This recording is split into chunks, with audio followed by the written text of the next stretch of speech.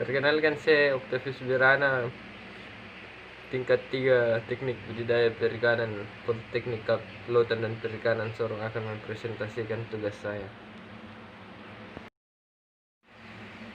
Domestikasi adalah proses yang panjang dan tak berkesudahan di mana hewan menjadi generasi demi generasi lebih mudah beradaptasi dengan kondisi penangkaran dan manusia. Selama proses domestikasi, hewan-hewan penangkaran secara bertahap dimodifikasi dari nenek moyang liarnya dan pada saat tertentu dianggap sebagai hewan peliharaan.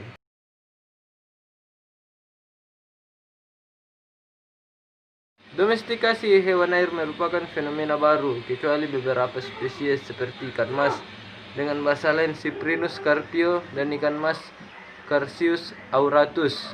Sebagian besar pertanian telah dimulai pada abad yang lalu, sekitar 512 sampai 13 sebelum Masehi. Sebagian besar spesies ikan yang dibudidayakan saat ini tidak jauh berbeda dengan spesies ikan liar lainnya. Diperkirakan bahwa 90% dari industri aquaculture global berdasarkan pada sediaan yang dibudidayakan secara liar dan tidak terdomestikasi atau tidak selektif. Tujuan utama dari studi ini adalah untuk menganalisis evolusi produksi perikanan budidaya spesies ikan laut sejak tahun 1950 sekaligus memperbanyak jumlah spesies per tingkat domestik sejak tahun 2009.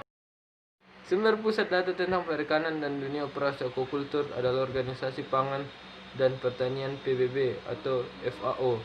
Dengan data penangkapan ikan dan produksi aquaculture kembali ke tahun 1950. Database FAO adalah sumber informasi temporal yang ternilai tentang kualitas, kuantitas, dan lokasi geografis produksi makanan laut global.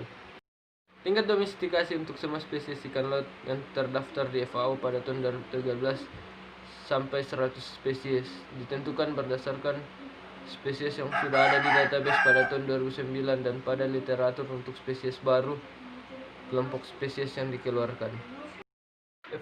Evolusi produksi budidaya ikan laut.